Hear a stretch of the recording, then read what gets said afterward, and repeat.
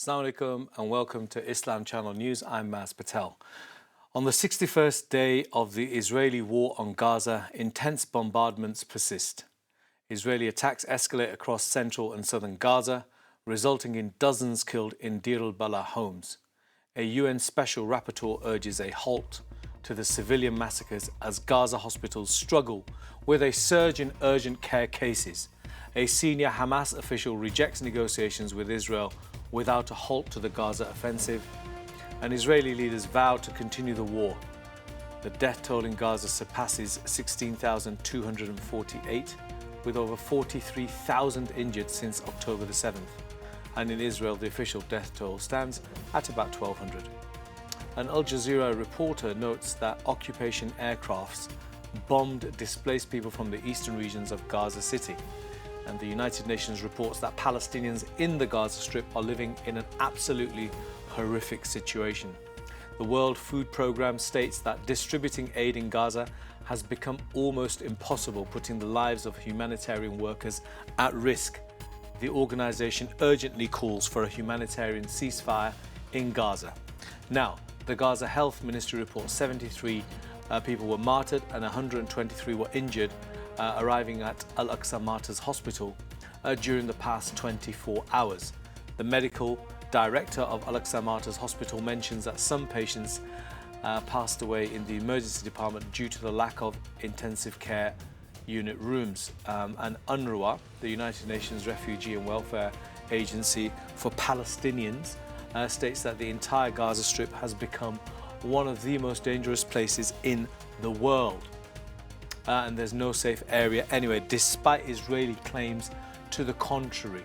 Another wave of displacement is taking place and the situation is getting worse by the minute. The Gaza Health Ministry director highlights that ambulances and civil defense vehicles have run out of fuel, making it impossible to reach the wounded.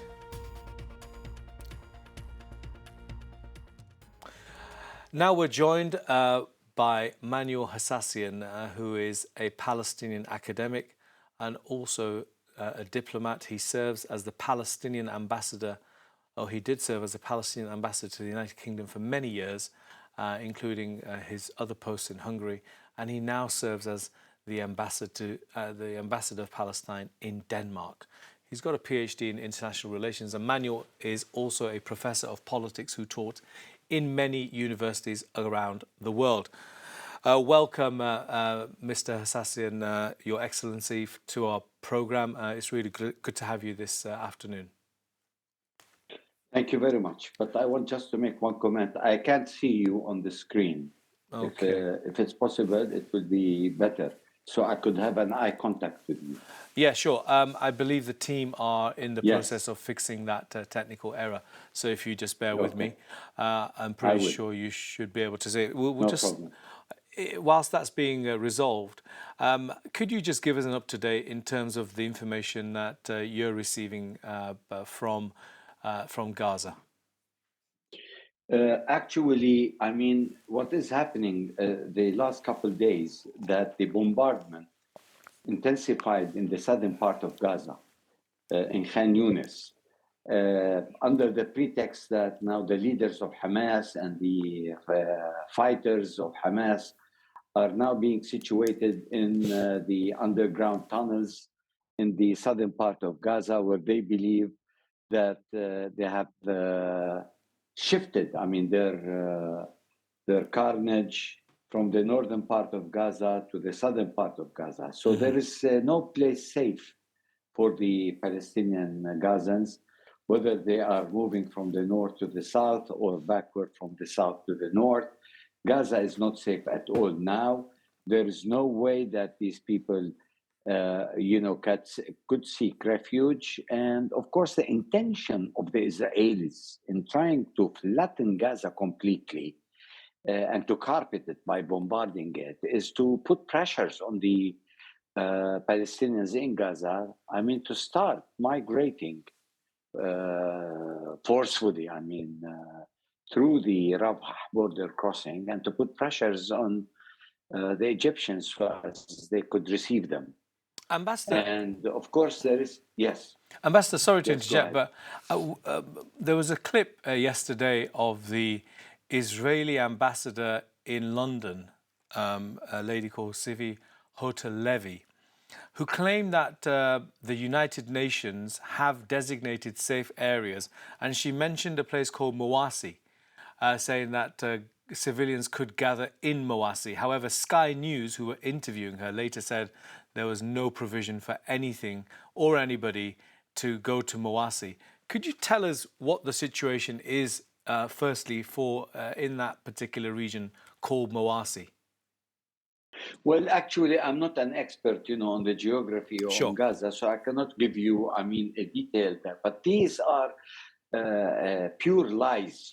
They're trying to show the world that they are trying to create safe passages for the Palestinian Gazans, so as just to win the international community, that they are trying to avoid collateral damage, as they say, by pursuing, Hamas fighters. So they come up with all kinds of ideas, but there is not a single space that we know of in Gaza is safe now.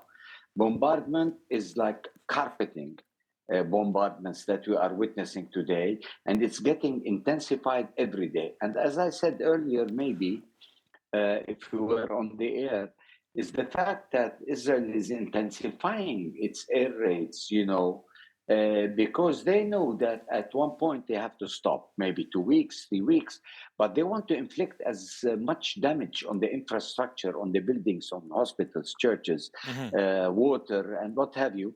And at the same time, to create havoc and fear among the people in Gaza, to be totally confused, traumatized, not to know where to go, because they would expect the bombs at any place, at any time. This, they think they would put pressures on the Palestinians to start thinking about migrating and forcefully go into Sinai. And of course, the Palestinians have shown resilience in opposing that. And as we have seen, their steadfastness every day, hundreds of people are being killed in the name of trying more or less to steadfast and not to revisit the Nakba of 1948. And the Israelis are capitalizing on this by killing massively, the people in Gaza without any remorse, with impunity. And the international community are not doing anything. Except, they're talking about secret talks, trying more or less to bring another ceasefire. But it's intentional that the Israelis withdrew their Mossad from Cairo, from the exploring of another ceasefire, for the simple fact that they want to take the opportunity of continue in their violence against of course, the Palestinians. And this naked aggression is to kill as many as you can and to destroy as much as you can. They think it's in their favor.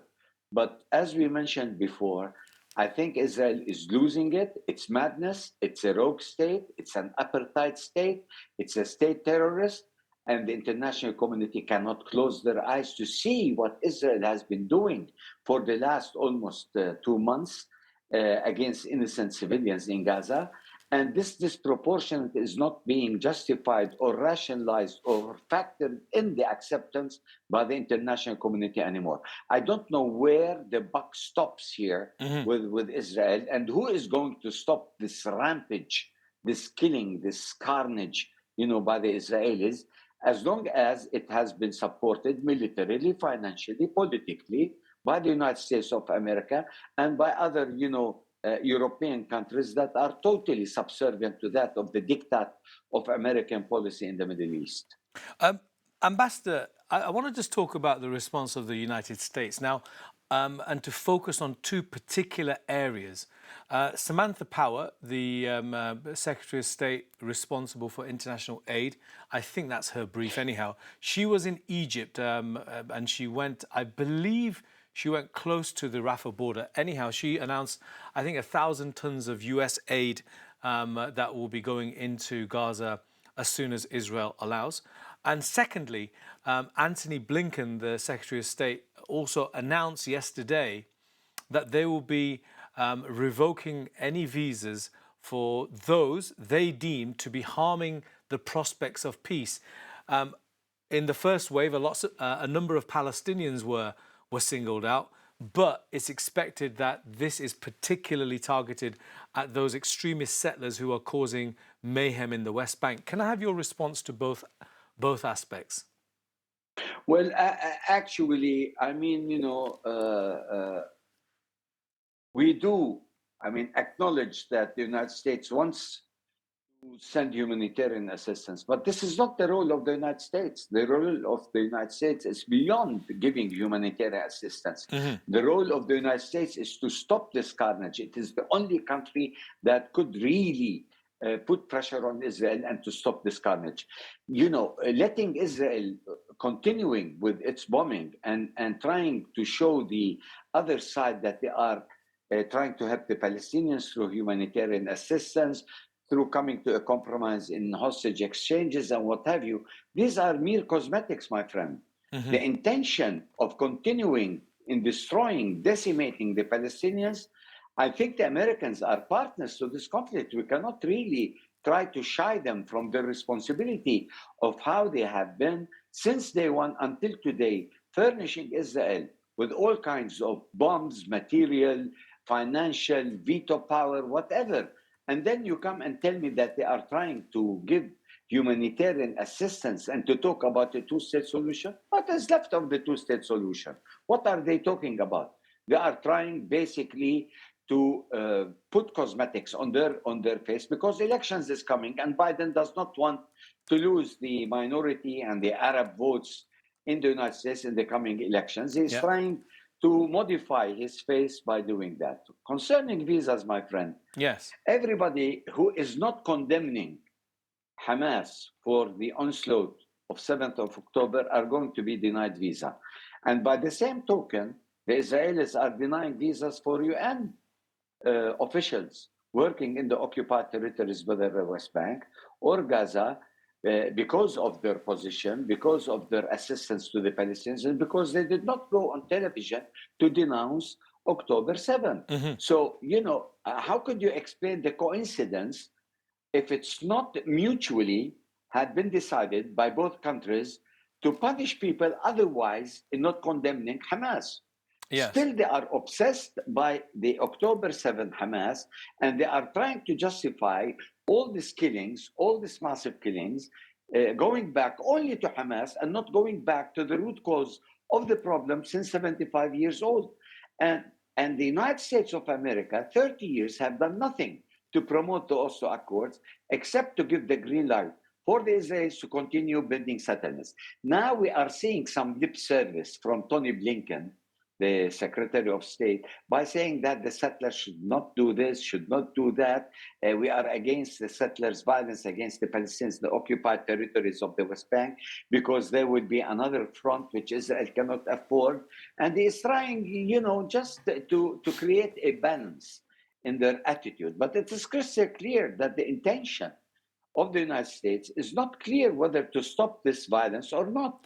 But Ambassador, the Americans have made a step towards doing something about the settlers and the settlements by extension. And some would argue that this is a first step in a series of steps that they will take after the bombing stops and there's some peace and calm, because the Americans will be pushing towards a two-state solution.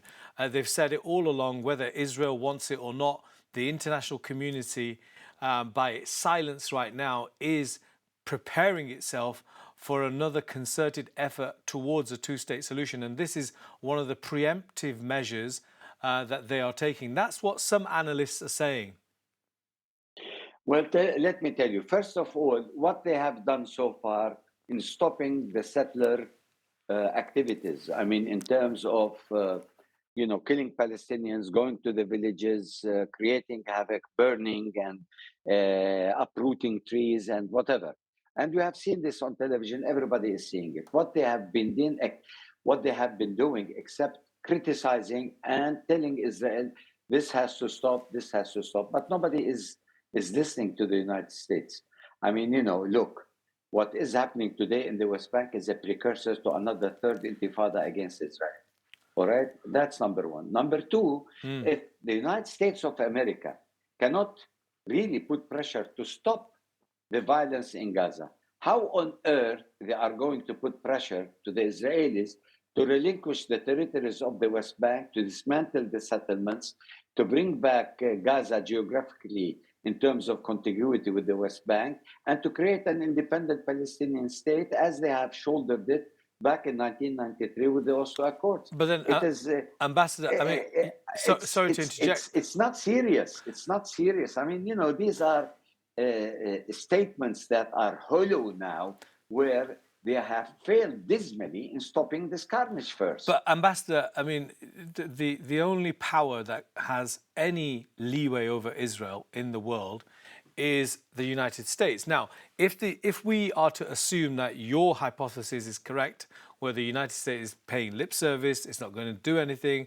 it's just going to continue as it is, then the alternative is going to be a one-state reality or mass ethnic cleansing. It's either of the two, because the status quo, this cannot continue. We know that the ability of Palestinians to respond to Israeli actions is limited diplomatically. However, on the ground, like you said, there could be a third intifada. So either the United States, by allowing Israel a green light to do to allow Israel to do the bombing and create the scenes that we're seeing on our screens right now, is a precursor to then saying, right, now this is what needs to be done. Do you think there's any truth to that at all, or what do you think is going to happen?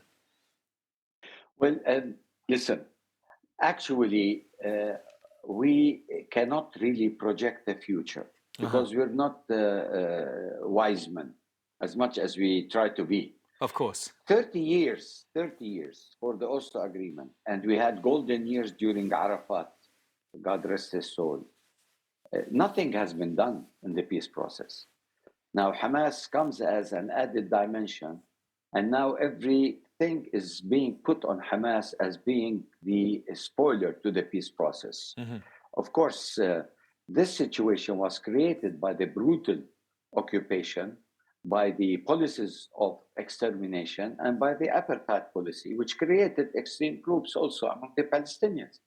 Now, do you think under the golden reign of Arafat from 1990 all the way till Camp David 2000, it was not enough 7 years for the United States to implement the Oslo agreements and to come and say now, after the destruction that Israel has caused, after the building of settlements, more than 200 with 750,000. Now, things are complicated. The number of settlers have doubled, the number of settlements have doubled, and the situation in Gaza is totally disastrous, no geographic contiguity. Look at the situation in Jerusalem, totally divided, under Israeli control, with all kinds of indiscriminate policies and killings and what have you. How can the United States now try to fix all the damages that have been inflicting the last 30 years and to create a modus operandi that will be with the new objective conditions that could synchronize best with the national interest of the Israelis as much as that of the United States in fixing this problem and in creating an independent Palestinian state. The Americans alone cannot do it. It has to be through an international consortium. Mm-hmm. Well, the Americans could play a pivotal role as a superpower in trying to put some pressures. But we know for a fact that so far the Americans are not absolute serious about stopping this, because they could have stopped this more than a month ago by telling Israel enough is enough. But Ambassador, and go with the process. Ambassador, go with the process if they're what not, you have said.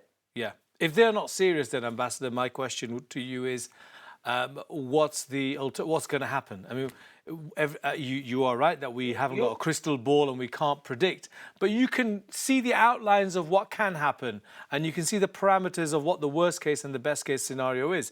And with what you've said, if the Americans are not going to be serious about creating a Palestinian state, then in reality, what we're going to see is an apartheid state which is entrenched within the West Bank and occupying and governing Gaza. And this continues until the next major flare-up, perhaps when an intifada starts. Let me tell you, we have 3 scenarios. We don't have 4 scenarios for Sure. the end game. One scenario is the status quo plus, which means that Israel will continue to control all the Palestinian territories and continue with its apartheid system as a rogue state. That's the scenario that Israel would like to have. And the Americans so far have not challenged the Israelis in trying to change their perceptions and cognitions on this scenario, because we have seen the perpetual bombing and killing continuously. I mean, even before the onslaught of 7th of October, we have seen basically what is going on in the West Bank, continuous killing and building more settlements for the last 30 years. And Americans have done nothing except sending the $3.8 billion in terms of military assistance and what have you. So we haven't seen any draconian change in terms of perceptions, views, cognitions by the Americans as to changing the status quo and to change, the occupation. That's scenario number 1, which is the favorable scenario for the Israelis, supported so far by my analysis by the United States of America. The second scenario, my friend, is basically a one-state solution is an apartheid state. It's not the one-state solution that we Palestinians would like to envision, which is a democratic secular state, one man, one vote, living side by side under one flag or whatever, 2 flags, in a way that it is a confederation, a federation. And I've written on this extensively, my friend. There is no time to go into the details. Yeah. But so far, I would tell you this will be the ideal stage. The practical stage so far, given the objective conditions, given the subjective conditions of my leadership, basically, is to salvage at least a 2-state solution. And this could be salvageable if the mindsets of the United States and that of Israel will shift really to the relinquishing of territories and to have peace, justice, and stability, not only for our part of the region, but for the entire Middle East. This entire Middle East now is burning because of the Palestinian-Israeli, what we call occupied conflict. So the third option is the most reasonable, attainable at this period of time, Ambassador, major countries... Ambassador, yes. I'm going to have to cut in, unfortunately. I need to continue this conversation with you. We're going to go to a quick break, and hopefully my producers will see if we can get you back on. Join me after this.